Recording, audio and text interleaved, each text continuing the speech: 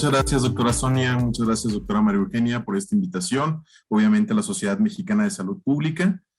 Básicamente, estos espacios creo que son muy relevantes, importantes, y el hecho de ustedes en la invitación, pues bueno, además de reconocerse y agradecerse, pues es un gusto.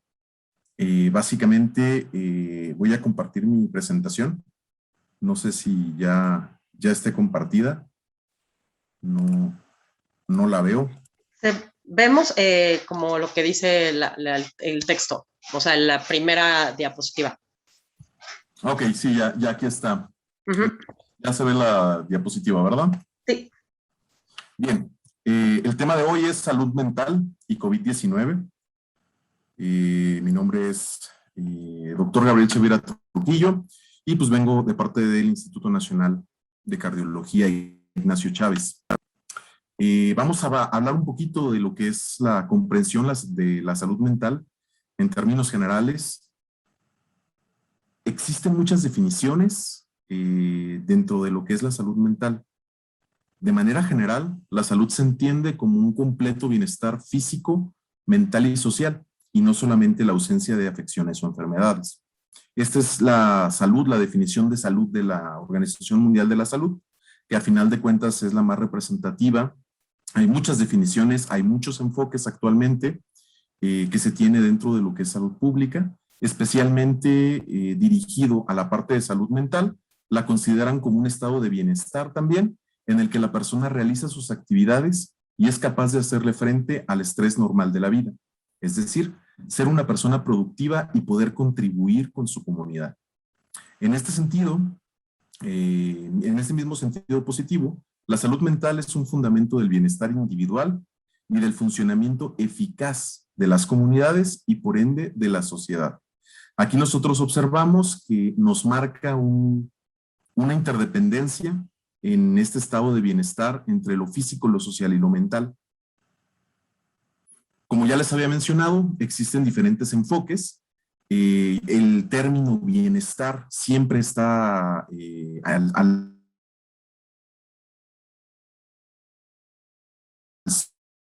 centro de ellos. Asimismo, como indicaciones de salud mental y dentro de la forma ambiental, salud humana y salud animal, que son parte de las intersecciones que se hacen dentro de estas tres esferas. Entonces, la salud mental tiene varios enfoques desde cuál se puede abordar. Hay muchos modelos ya de intervenciones que marcan pasos, estrategias, pero hay cosas que debemos de entender que son un poquito anteriores. En principio, estamos muy acostumbrados a asociar la salud mental con alguna disciplina. Y la salud mental, pues no es propiamente ni la psiquiatría, ni la psicología, ni la medicina o la nutrición. La salud mental se trata de entornos y condiciones que permitan adoptar y mantener hábitos de vida saludables. Esto es, no obedece a una sola área, sino obedece precisamente a este espacio que tú puedas generar contigo mismo y en tu entorno, con tus actividades y que englobe todas las tres áreas o todas las áreas que se subengloben de esta forma dentro de este espacio. En este sentido, siempre hay una dicotomía cuando hablamos de salud mental entre los pensamientos y las emociones. Siempre tenemos pensando, creyendo, sintiendo, incluso aprendiendo a lo largo de nuestra vida que hay una salud mental que tiene que ver con el cerebro y otra salud mental que tiene que ver con el corazón. Entonces aquí vamos poniendo pensamientos, habilidades, actitudes, conductas, hábitos y entornos que tienen que ver más con la planeación y generalmente estamos asumiendo las emociones, los sentimientos, la empatía, la simpatía y los estilos de vida con esta parte más del corazón, de los impulsos. Entonces, en esta unión encontramos un proceso que se llama salud mental. ¿Por qué? Porque la salud mental se estudia a partir de diferentes disciplinas, esto es, se nutre de diferentes posturas y se interviene directamente en la sociedad. Es decir, que para que exista una salud mental debe de haber una dependencia y interdependencia con tu entorno y en esta parte social. Siendo así, tenemos diferentes tipos de disciplinas, profesiones, algunas son más clásicas, otras son más novedosas y están empezando a desarrollarse a lo largo de pues, los años, ¿no? Tenemos educación física, tenemos la medicina, tenemos trabajo social, enfermería, otras más novedosas como la administración del tiempo libre, que es algo que no lleva mucho tiempo establecido como una disciplina, y otras más clásicas también como la psiquiatría, la psicología. Cada una tiene un aporte importante que darle a esta salud mental. La idea de la salud mental, el concepto de la salud mental, busca integrar y sumar todos los esfuerzos que se pueden hacer por aparte dentro de un constructo que al final retoma este estado de bienestar y este equilibrio. Estas son algunas de las que son a lo mejor como más comunes, sin embargo existen muchas más disciplinas que se encuentran relacionadas, entre ellas, pues bueno, la sexología, la biología, las ciencias de educación, las ciencias ambientales y todas las disciplinas que puedan enfocarse directamente en todo el constructo de la salud mental. En este panorama, debemos de nosotros tratar de evitar romantizar la salud mental. De repente nosotros pensamos, creemos y sentimos que se debe de consultar con un personal de la nutrición para tener salud mental, se debe hacer actividad física o tener un cuerpo fit o un cuerpo determinado o estereotipado. Estamos muy acostumbrados a ver en redes sociales, en nuestro entorno, que cuando se consulta de manera directa con personal de psicología, pues te da un cierto nivel de estatus, que si yo voy a lo mejor a consultar con el personal de psiquiatría, pues es que también, ¿no? Tengo un cierto nivel de estatus. O con cualquier otro profesional de la salud, pues estos cuatro porque son a lo mejor los que más tenemos a la mano o en mente, pues en principio no te vuelves superior. Es decir, todos los procesos llevan procesos de cambios y llevan también momentos, espacios y tiempos que son necesarios para que tú puedas desarrollarte. Por lo tanto, esto no va a garantizar de ningún tipo tu salud mental. En ocasiones pensamos que si vamos con el psiquiatra, pues ya con las pastillas que nos da, o con el medicamento que nos da, o con la atención o las interconsultas, pues ya estamos saludables, ¿no? Y entonces ya tenemos o alcanzamos una salud mental que se había recuperado, igualmente con el psicólogo. Y aquí es importante entender que cada persona requiere de diferentes apoyos en diferentes áreas para mantener un equilibrio en su vida. De repente esto también lo vemos con personas que son muy dedicadas a alguna actividad en particular y dicen, no, pues es que pierdes mucho tiempo con los hijos, mucho tiempo en el trabajo, mucho tiempo a lo mejor en algún hobby o afición. Entonces debemos tratar de buscar ese equilibrio, de encontrar ese equilibrio, que además debe ser un equilibrio dinámico. Y esa es la manera más sencilla en la que nosotros podemos encontrar una salud mental. Entonces debemos de cuidar y de estar atentos de no romantizarlo. Actualmente vemos mucho bullying, mucho mobbing, mucho material digital, que es que yo tengo el IQ a lo mejor más alto, o yo estoy llevando una rutina que hacen los deportistas de alto rendimiento. Estas situaciones generan problemas de salud mental porque no todas las personas tienen la capacidad, el tiempo, las necesidades de poder llegar o ser un gran deportista o dedicar todo su tiempo a determinadas actividades, y tenemos nociones de éxito que en ocasiones se vuelven nocivas. Esta parte es de lo más relevante que debemos de atacar día con día. De manera general, la pandemia por COVID-19, la enfermedad por SARS-CoV-2, ha sido un reto y ha puesto un reto en todo el mundo.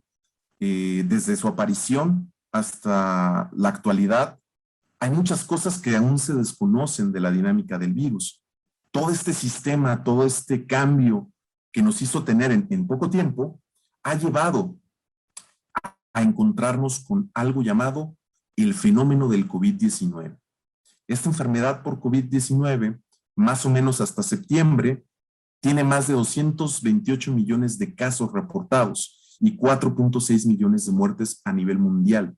En México el caso es de 3.6 millones y 271,000 muertes. Hay algunas estimaciones que dicen que estos números deben de ser multiplicados, redondeados, agrandados de 3 a 7 veces debido al subreporte, debido a la mejora que muchas de las personas no llegan, ¿no? A los servicios de salud o no hay manera en la que son captadas. Esta situación es pues más grave, ¿no? Porque nos dice que a lo mejor ya podríamos estar viendo unos números mucho más grandes dentro de los contagios. Entonces, este fenómeno de COVID-19 ha generado diferentes enfoques y puede ser visto desde diferentes aristas. Se ha generado primero una alerta, después una emergencia, posteriormente la transmisión se hizo pandemia hasta que se declara, ¿no? Y esta pandemia, a lo mejor que es un término que ahora conocemos, pues se conoce como una enfermedad epidémica que se extiende en muchos países o que ataca a casi todos los individuos de alguna localidad o región. Este es desde un sentido epidemiológico y debe de verse como un fenómeno de importancia global. En este caso, pues nosotros hemos tenido otras pandemias con las cuales se ha lidiado, algunas las tenemos más en la mente, otras menos, pero sin embargo siguen siendo pandemias que a la fecha no pueden controlarse. Ejemplos son la influenza, el VIH, y desde otro enfoque, que es mucho más antropológico, se ven dos o más condiciones que se encuentran de alguna manera concurrentes o secuenciales en una población y nace esta óptica de la sindemia. Entonces, bueno, ya no es solamente el fenómeno del COVID-19, sino son fenómenos asociados y son enfermedades crónicas y son contextos sociales y son determinantes sociales. Y entonces empezamos a observar un poco diferente y la diferencia entre un enfoque que considera también la parte social. Por el otro lado viene esta parte más biológica que vamos viendo que el virus pues tiene una dinámica, ¿no? Tiene una dinámica y un comportamiento y en algún momento se puede hacer endémico, ¿no? Que es un término que hace referencia a un proceso donde ya el virus o de manera general se mantiene perpetuamente en una forma estacionaria de una población o espacio determinado, ¿no? Durante periodos prolongados. Y esto es viéndolo desde un aspecto biológico. Entonces, tenemos varias formas. Hay personas que consideran que se debe llamar pandemia, otras personas que consideran que la debemos de llamar sindemia, y otras personas que hablan ya de una endemia. Entonces, ¿cuándo, cómo, cuáles son los criterios que determinan una y otra? Es parte también desde la arista, desde cuál tú vas a estudiar esta dinámica de transmisión del virus. Entonces, este desarrollo y historia de la evolución de esta familia de virus, que al final del cuenta nos representa el coronavirus, que es toda una familia de virus, el SARS-CoV pues tiene, digamos, todos sus ancestros, sus antecesores, y pues del lado izquierdo tenemos unos mapas de la genómica de cómo se ha desarrollado el virus y las variantes. En este caso, observamos diferentes colores por diferentes países y las secuencias disponibles en los bancos genéticos. Como ustedes pueden ver en la parte de abajo, pues está el tiempo. Entre más tiempo va pasando, existen pues más contagios, una mayor probabilidad de las variantes, mayor duración de la pandemia y bueno, todos los factores asociados. El detalle es, bueno, ¿y estas variantes qué implican? ¿No? Pues bueno, implican que se debe tener una vigilancia básicamente por dos factores fundamentales, que son las variantes de preocupación, que son las variantes que ya están diferenciadas, que ya puede considerarse que tienen otras características del virus original, como pasa en este caso con la Delta, y las variables de interés, que en este momento, pues bueno, se están diferenciando. Entonces, esto nos enmarca con una pregunta muy compleja, ¿no? Que a lo mejor aún no podemos responder del todo cuánto es que va a durar esta pandemia, cuánto más vamos a tener o vamos a vivir estos efectos. La realidad es que no hay una situación certera en términos generales con respecto a la duración de la pandemia. El término de variantes, los continuos contagios y los avances que se han tenido con vacunación, de repente han sido como noticias, ¿no? Que vamos avanzando, llega un punto en el que decimos, oh, pues cuarentena, encerrados, cambio de estilo de vida, y después ya llegó la vacuna, ya existe una herramienta, y después una nueva variante, y ha sido un sube y baja que ha afectado de manera directa toda nuestra salud, en general y en particular la salud mental. Entonces, ¿cómo se relaciona el COVID-19 y la salud mental? Básicamente hay que hablar primero de unos hechos de la salud mental en México que nos permite entender el contexto bajo el cual estamos desarrollándonos. En principio, es que el 17% de las personas en México presenta por lo menos un trastorno mental, y 1 de cada 4 de esas personas padecerá como mínimo una vez en su vida. Actualmente, de las personas afectadas, solo 1 de cada 5 recibe tratamiento. Es decir, tenemos, además de un subreporte, una atención que todavía necesita mejorarse. Aún no existe un sistema de vigilancia epidemiológica sobre enfermedades mentales que tenga un alcance nacional. Tenemos avances, ¿no? Tenemos avances importantes que vienen primariamente de las instituciones que trabaja el gobierno, ¿no? Entre ellos son los datos que se tienen de investigaciones, de encuestas, de los reportes hospitalarios que ya se lleva la vigilancia epidemiológica en México, los trabajos eventuales que se van haciendo, sobre algunos trastornos mentales específicamente, la participación de las organizaciones no gubernamentales es muy importante en esta área porque también aportan informes que son relevantes en términos de salud mental. Y bueno, recientemente se ha incorporado en la encuesta en salud, que es una de las encuestas más completas que se realiza en México, las variables relacionadas a la violencia y al suicidio, que son 2 factores muy importantes en general para la salud mental, pero en particular que se han estudiado mucho en este COVID-19. La iniciativa MHGAP es una iniciativa que tiene la Organización Mundial de la Salud, que es precisamente para disminuir esta brecha que existe entre todo lo que son las instituciones de salud y la salud mental. Entonces, se genera desde hace 7 años, lleva implementándose, y aún el día de hoy es muy desconocida por el personal sanitario. En la última actualización tienen un manual bastante interesante que habla de alguna manera como los pasos que deben de seguirse. El manual es gratuito, pueden descargarlo buscando MHGAP en su buscador de preferencia y descargándolo directamente a la página de la Organización Mundial de la Salud. Está traducido a varios idiomas y te va llevando por algunas de las principales patologías que son relevantes en términos de prevalencia.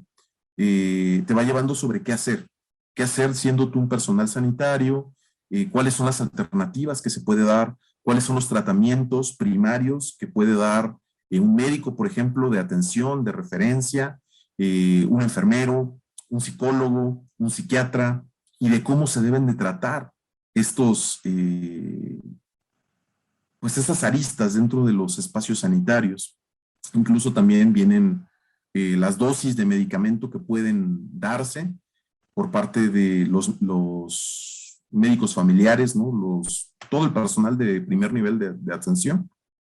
Y bueno, pues realmente este manual lleva mucho tiempo y tenemos muy poco reconocimiento por parte del personal sanitario, ¿no? Es algo que debería de alguna manera de extenderse más. Y bueno, a partir de ahí, el 12 de agosto del 2020, salió la primera alerta epidemiológica por complicaciones y secuelas del COVID-19 que ya incluye un apartado de salud mental. Entonces, de poco a poco ha ido avanzando Es cierto que nos falta mucho en términos generales, desde los cambios que se han hecho en CIE 10, CIE 11 y las inclusiones que se van haciendo y exclusiones que se van haciendo de los diferentes trastornos, que es de manera general un lenguaje de comunicación de todo el personal sanitario en el mundo, no es tanto para etiquetar a una persona, pues ha habido varios efectos que se han visto en la población. Entre ellos, estos efectos del fenómeno COVID-19 vienen la preocupación por el estado de salud de familiares, amigos y conocidos. Esto es algo que ha aumentado. A lo mejor antes nos enterábamos que una persona estaba enferma y estábamos preocupados, pero pues era algo eventual, era algo que a lo mejor ya íbamos sabiendo o relacionando con la condición de una persona. Ahora no, esta preocupación ha sido constante y puede venir de cualquier lado, ¿no? Ya no de personas más saludables, menos saludables, sino desde cualquier ángulo y de cualquier arista. La preocupación por seguir cuidando a los familiares, eso enmarca también un esquema preocupante en este sentido. Imaginemos una familia que está viviendo al día y que tiene a una persona que se enferma y que absorbe, ya no solamente necesita los cuidados directamente de todos los familiares, sino que también ya no puede trabajar por su sustento. Y esta situación, pues dice, ¿hasta dónde voy a poder cuidar a mi familiar? Esta preocupación constante puede ser real, puede ser imaginaria, es un efecto que ha generado este fenómeno del COVID-19. Ha habido un incremento de la atención en la autoobservación, es decir, ay, de repente como que me duele la cabeza, de repente como que ya estoy ronco, de repente, pues ahora que tiene el niño, ¿no? Hay un aumento en esa atención tanto de los demás como de los mismos, ¿no? Ni pensar, pues ser en público, en un ambiente amplio, ¿no? La gente se te queda viendo y ya hay una observación, ¿no? Y esto es un fenómeno que está generando el COVID-19 por signos y síntomas de la infección o, bueno, el incremento también de consumo de sustancias, ¿no? Alcohol, drogas legales, ilegales. Esto también se ha visto como un aumento. Hay muchos sentimientos de soledad, de frustración, de exclusión, de aburrimiento, desesperanza, malestar o rabia también ante la posibilidad de haber sido contagiado por la negligencia de otros o la nuestra misma, ¿no? De repente, a lo mejor yo no sabía y estuve en contacto con alguna persona asintomática y pues yo contagié a toda mi familia y tengo una culpa fuerte por eso, ¿no? Porque fue por mi culpa. Y más si desgraciadamente llegara a fallecer algún familiar, esta situación ha generado procesos de duelo con bastante intensidad en la población. Sentimientos de exclusión, básicamente, porque pues ya no puedo participar en las reuniones, ya a lo mejor ya no puedo hacer las actividades que antes hacía. Y en general, estos sentimientos han generado otras cosas como una incertidumbre, ¿no? Esta necesidad de que, ¿y qué pasa si ya no puedo proveer? ¿Y qué pasa si me despiden, no? ¿Y qué pasa si necesito medicamentos y no hay medicamentos? ¿Qué pasa si tengo o necesito cuidados médicos y los hospitales están saturados, ¿no? Otros vienen necesarios, ¿qué tal si llega a faltar la comida? Porque tampoco sabemos, ¿no? Cuánto va a durar la situación y eso también genera angustia, incertidumbre, miedos. Por otro lado, pues bueno, hay una disminución del tiempo para trabajar. Esto también está estudiado, derivado de que algunas atenciones, ¿no? Como las clases, por ejemplo, las familias que tienen hijos, tienen que atender también ahora al hijo que antes no, y eso ha disminuido el tiempo que tienen para trabajar. Igualmente, con la consecuente pérdida de ingresos y mucha inseguridad en términos de puesto de trabajo.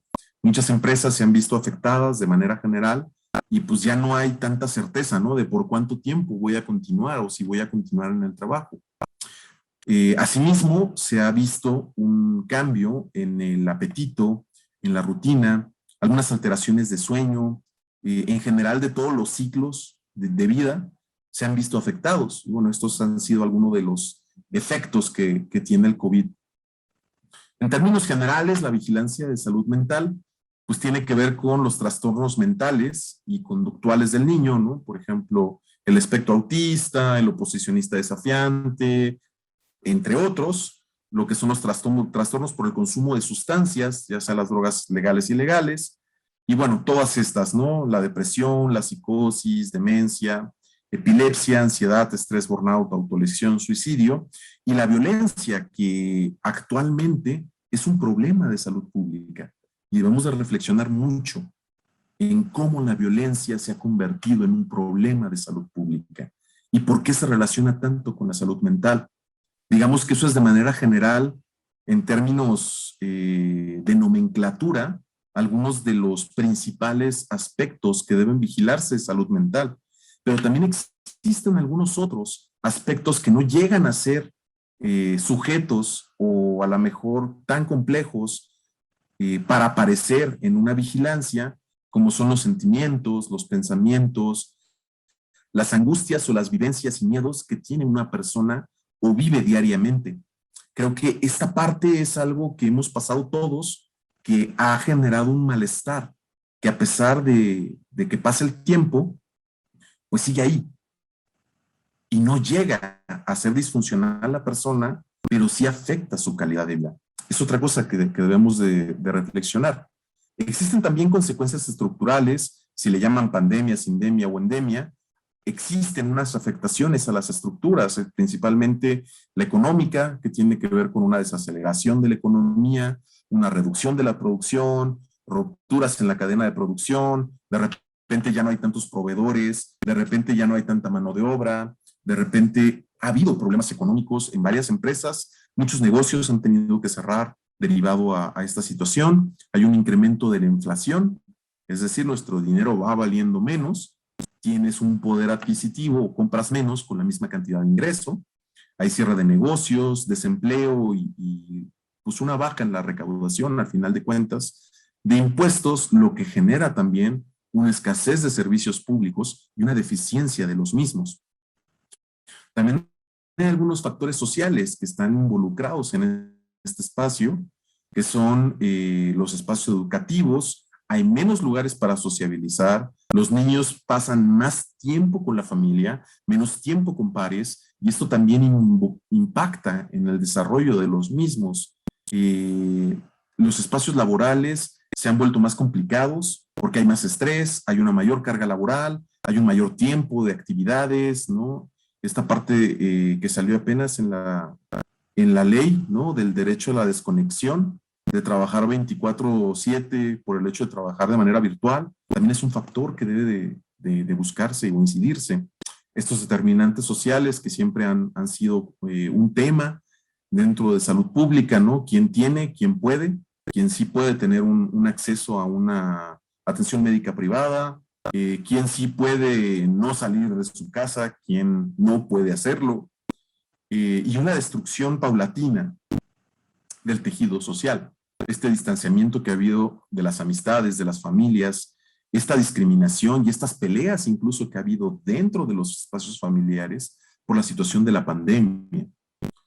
Aunado con pues, estos factores biológicos y epidemiológicos con los que ya estamos más familiarizados, pues el número de contagios, el tipo de transmisión, la cantidad de vacunas, el tipo de vacuna, estas reinfecciones que pueden volver a dar, las diferentes tipos de variantes que existen, los cuidados y las medidas que al final del día ya no sé si sí lo sigo teniendo, no lo sigo teniendo, o qué hacer con este aspecto, ¿no? Son consecuencias que han pegado estructuralmente en todos los espacios. A lo mejor ahora ya estamos un poquito más acostumbrados a ver y vivir espacios diferentes, ¿no? Pues que se mida la temperatura, que si te ponen el gel, el uso de cubrebocas y bueno, de manera general, la pandemia pues ha sido un sube y baja. Este sube y baja pues ha también traído consecuencias específicas, como ya vimos algunas de ellas. La pandemia aún no termina, pero al parecer las últimas medidas sí, como que ya el hecho de la novedad de la pandemia ha empezado a bajar y pues bueno, como sociedad hemos dejado de cuidarnos, ¿no? Ya se ven a lo mejor más gente que se relaja en sus medidas al paso del tiempo. Esto es algo que debe invitarnos a reflexionar porque es parte también de nuestra salud misma y habla también de tu salud mental. ¿Qué tan bien estás? ¿Cómo te cuidas? Este autocuidado, esta vigilancia, esta atención a tu estado y el del otro es parte del proceso. ¿Cuáles son las herramientas entonces para cuidar tu salud mental en estos tiempos de pandemia? En principio, tratar de mantener una rutina, hábitos. En general se va hacia todos los aspectos de la vida, pero en particular hablamos de la alimentación, del ciclo de sueño y de tus actividades en general. Pasa que como ahora ya no tenemos que desplazarnos, ya no tenemos que ir a la mejor y tomar un autobús o levantarnos a tal hora, perdemos la noción de rutina. Y perder la noción de rutina lo que genera son trastornos, porque ya nos levantamos a lo mejor más tarde, ya no desayunamos a una hora, sino pues podemos, cuando tenemos hambre a lo largo del día, ya no tenemos nada al final del día, podemos desvelarnos. Entonces, estos cambios han generado un problema y debemos de mantenerlos porque es parte del proceso de la salud mental.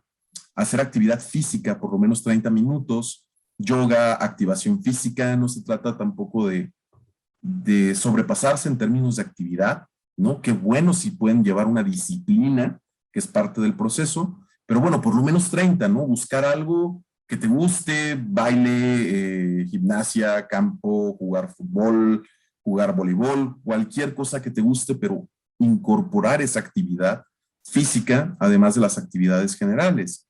Tener por lo menos 2 actividades o hobbies, ir variando también la forma o la actividad. Si de repente tengo que estar en computadora, a lo mejor hago una actividad física, a lo mejor después cambio y así sucesivamente. Consulta con tu profesional de salud por lo menos una vez al mes, el que tú requieras, el que sea necesario para tu situación particular. Por lo menos una vez al mes hay que tratar de invertir en esa parte. Asistir a eventos de promoción de salud, conferencias, talleres, también buscar textos, ¿no? Hay textos de infografías. Ahora, en la era de la comunicación, hay muchos materiales que se han generado desde las instituciones de diferentes términos, ¿no? Intentar hacer algo nuevo, por lo menos una vez a la semana, ¿no? Algo que no sea recurrente, esta novedad. Bueno, la atención que debemos de tener es cuánto tiempo tenemos frente a pantallas, hacer por lo menos un curso de lo que ustedes quieran al mes, observar a qué se dedica el tiempo. Pueden hacer una tablita, pueden hacer una meditación al respecto de cuánto tiempo gastas y en qué por semana. Y bueno, dedicar o cuantificar los tiempos de trabajo y algo bien importante, dedicar tiempo al descanso y a la recreación. Creo que esta es una de las partes que más nos cuesta trabajo, porque a veces si no hago nada, siento culpa o siento que debo de hacer algo. Ahí cuando hay esos sentimientos, pues implica también que ya hay un problema de salud mental, porque el descanso y la recreación son parte de tu vida y deben de ser y tener un espacio en la misma. En este mismo sentido, pues ya vimos lo propio. ¿Y ahora qué puedo hacer por el otro?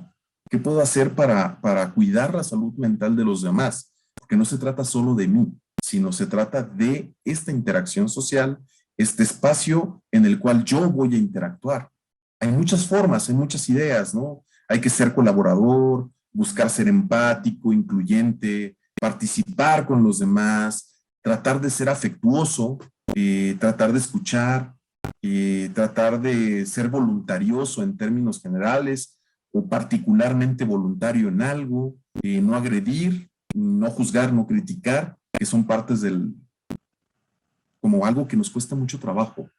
Esta parte de ponernos en una posición de juicio, todo el mundo tiene opinión, pero a lo mejor no todo el mundo conoce la situación del otro. Entonces debemos de tratar de medir estas partes, tanto los juicios como las críticas, buscar educar los impulsos, ¿no? Esta parte de regular nuestros sentimientos, nuestras emociones, aprender hábitos saludables como cuidar la alimentación, como la congruencia, ¿no? Tener una pertenencia a varios grupos que no tienen necesariamente que ser las mismas personas ni de la misma naturaleza, ¿no? Entre más grupos tengas, entre más afiliaciones, pues más te vas a poder nutrir y vas a tener más tablas para buscar tu salud mental.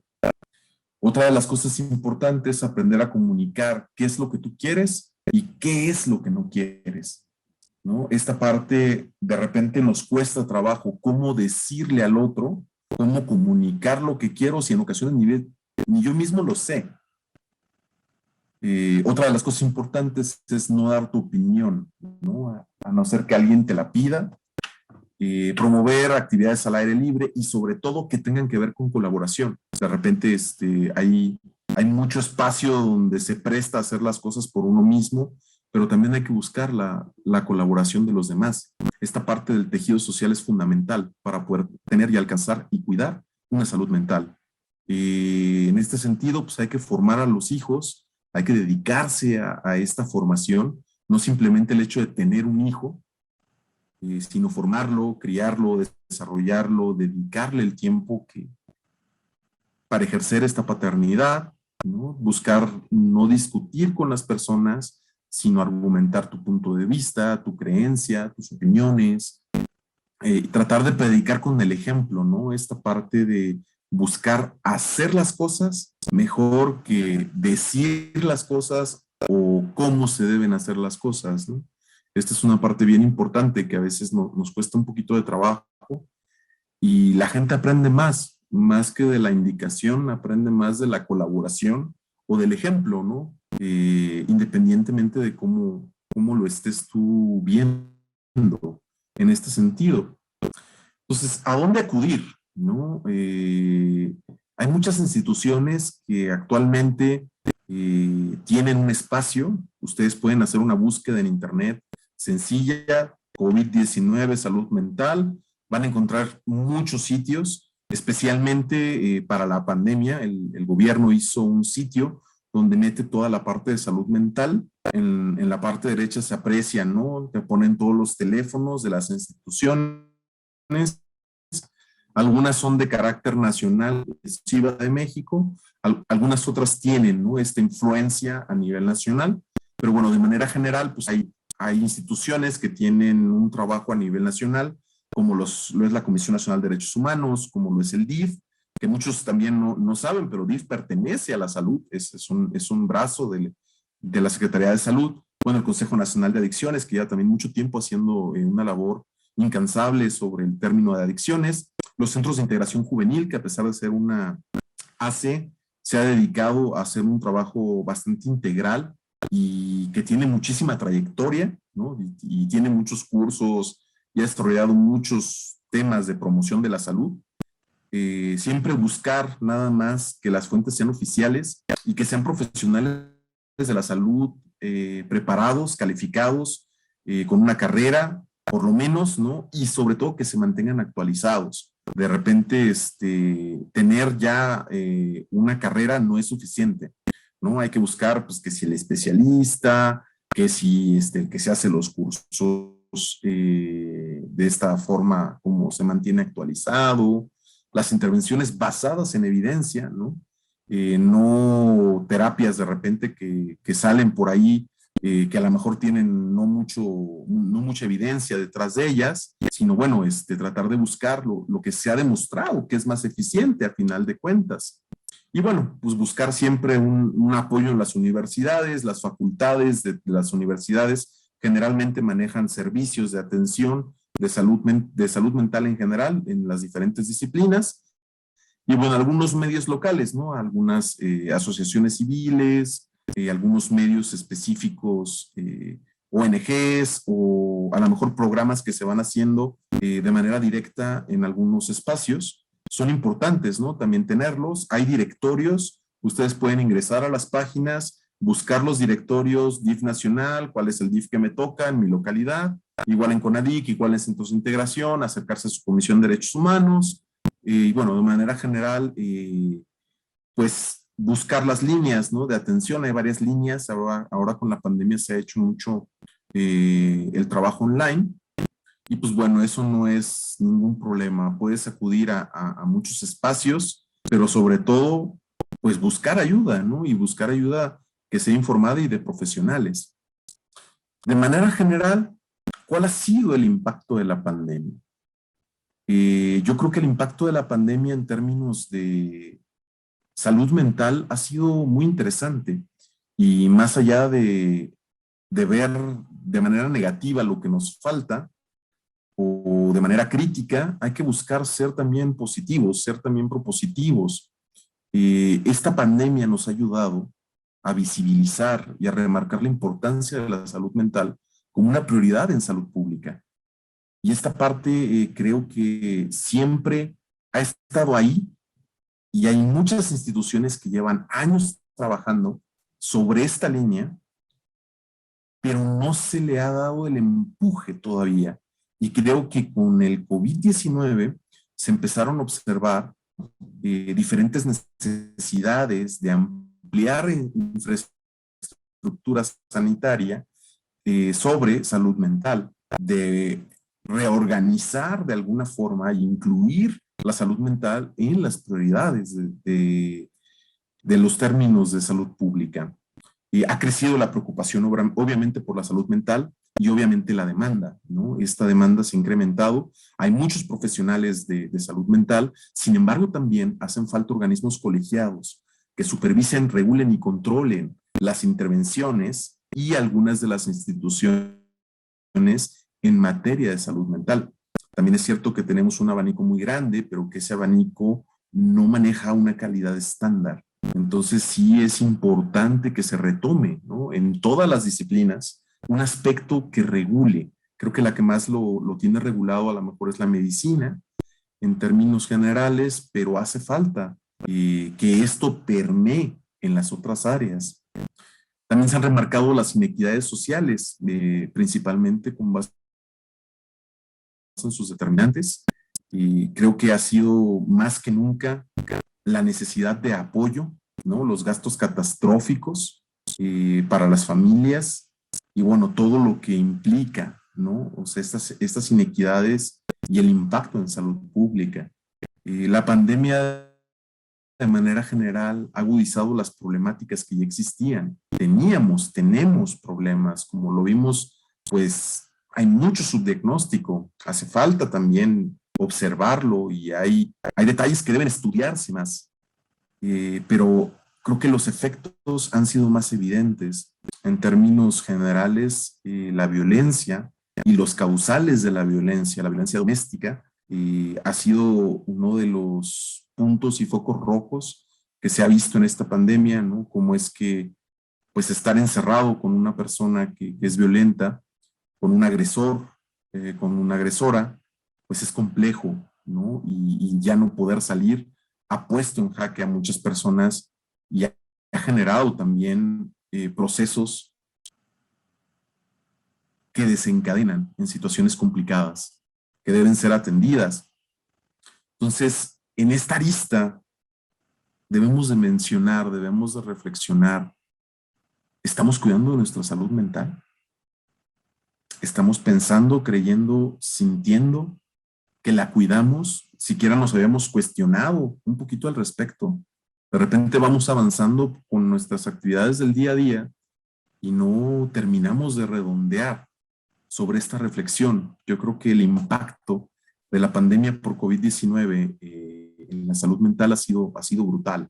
Y creo que hay cosas buenas que deben reconocerse y también hay muchos retos que tenemos enfrente y que debemos de afrontar nosotros como personal sanitario desde cada uno de nuestros espacios, seguir apostando por la promoción de la salud, seguir buscando los espacios para poder compartir y crecer y proponer las iniciativas y pues aprovechar también que estos espacios generales sean abiertos y van a seguir abiertos y pues bueno, que se hagan pues más virales. De manera general sería toda mi participación, recordando y agradeciendo pues a todos los asistentes. Hay que seguirnos cuidando, la pandemia no ha terminado, los efectos del COVID-19 pues no los sabemos, no los conocemos. En términos generales hay espacios de tiempo en los estudios y pues tenemos muy poco tiempo para ver daños a largo plazo, por ejemplo, efectos que tiene la pandemia en la sociedad, cambios que se están gestando. Entonces, sigámonos cuidando. Creo que es parte de nuestra responsabilidad y pues básicamente cuidamos nuestra salud mental. De mi parte sería todo.